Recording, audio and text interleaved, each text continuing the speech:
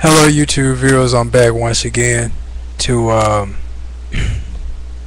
inform you all about relevant information that's necessary to know as I'm talking about and discussing prophecy that's going on within politics, and I'm doing some extremely serious research involving prophecies that link and match up to the Bible, and doing some extreme analysis of everything I'm observing, as far as from Obama's speeches to McCain's speeches to Bush's, because it's a lot tied in prophecy within the modern day politics of today's world. But getting right to it, in my favorite section I just recently added, it's called Obama, Cheney, Bush, and the NWO, and it's talking about the link, how Obama is part of the bloodline, how him and Cheney are related. Now, at first, when I first saw it, I really didn't care. I'm like, okay, Obama and Cheney related, big deal. I mean, that's, okay. Why is that so fascinating or so surprising that Obama and Cheney was related? But then, as I saw in this video clip, when they got to the part when they said Cheney is a ninth cousin to Bush, once removed. It said once removed. And then it said Obama, who is also a cousin to Cheney, is an 11th cousin to Bush. When you watch that clip in my favorite section, when you watch when it comes up, and also it has a lot more interesting things, but when you watch that, it will be quite fascinating, as far as, well, interesting when you watch it. Now, in Revelation 17, I want to read you something that is mind-blowing.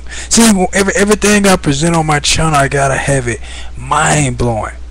And I know some people kind of afraid of it. When they see the things I'm speaking are coming to pass, it's kind of, hands start to tremble to click on my channel when it comes to, seeing what I have to say. It's kind of being real resistant, like, man, he said this was going to happen. I'm getting kind of nervous right here, as far as trying to click on his mouse to see what he got to say. I told you prophets exist. But, I mean, hey, Revelation 17. Revelation 17 and 8. I'm going to start there. It said, the beast which you saw once was, now is not, and will come up out of the abyss and go to its destruction. The inhabitants of the earth, whose names have not been written in the book of life from the creation of the world, will be astonished when they see the beast, because he once was, now is not, and yet will come. And this means here, he once was, this goes two ways. Once was in a position of power, now is not in a position of power, and yet will come back to a position of power. And on the other end, he once was, as far as living, he got assassinated or got killed, and he came back to live again. Now in verse 10, 9, it says, this calls for a man with wisdom. The 7 heads are 7 hills on which the woman sits. It's talking about American 17. The chapter 17. It said, there are also 7 kings. 5 have fallen. One is, the other has not yet come, but when he does come, he must remain for a little while. Okay, these kings are tied in. The 5 is fallen. It said one is, meaning one is in position right now, alive and in a position of power. And it said one has not yet come, but now that one has come, which is Obama.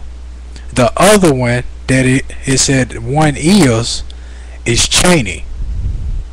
It is Cheney. Now, going to where I left off, it say, but when he does come, he must remain for a little while. Meaning Obama's presidential term term. The one that has not yet come is Obama, but now that he has come, it say he shall only remain for a little while. Or in the original text, he will continue a short space, meaning he will not be in a position of a power that long. Position of power, position of authority, and we know this in Revelation. Well, no, it's not in this chapter. In Revelation 13, where it said for 42 months, which is 3.5 years. So that's not really long as president or being in a position of power. Now here's the last thing I want to read to show you the tie-in is linked to the video of my favorites. Chapter 11. I mean, not chapter 11. Revelation 17 and 11. The beast who once was and now is not is an 8th king. Is an 8th king. He belongs to the 7 and is going to his destruction. Let's zoom on this very quickly, because I get so fascinated and tied up in this stuff that time flies me by. So I try to do it in one video. It say, is it the beast who once was and now is not is an 8th king. He belongs to the 7 and going to his destruction. The beast who once was and now is not is an 8th king.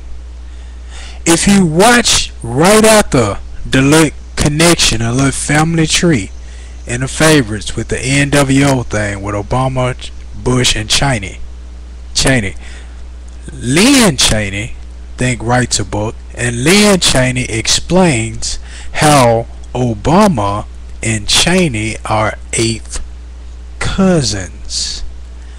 So these 8 leaders, are the kings that it speaks of.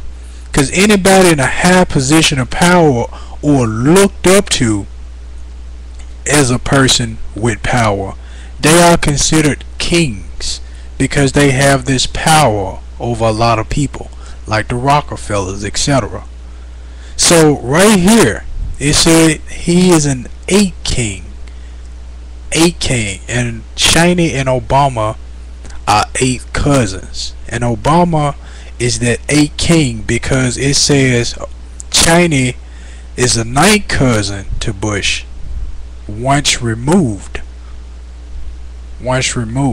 Him being removed pushed back, and Obama being the 8th as far as the 8th cousin, or the 8th cousin linked to Cheney. So Obama is the 8th cousin to Cheney and the 11th cousin to Bush. And Cheney and Obama is right around the same distance from Bush. That's why they put Cheney as the 9th cousin, Obama the 11th to Bush, but the 8th to Cheney, and Cheney the 9th to Bush. Obama slides in this slot and is the 8th king, the 8th leader.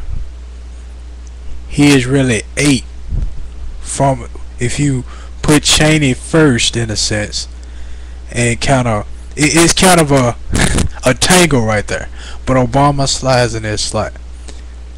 They are 8 cousins, 8th cousins, and you hear this out of the wife of Lynn Cheney herself, explaining how Cheney and Obama are 8 cousins. And they say one is and now it's not.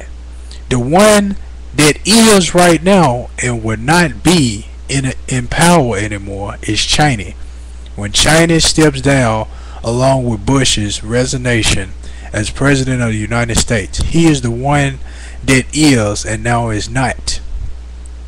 And the one that will replace him will be Obama, part of that bloodline.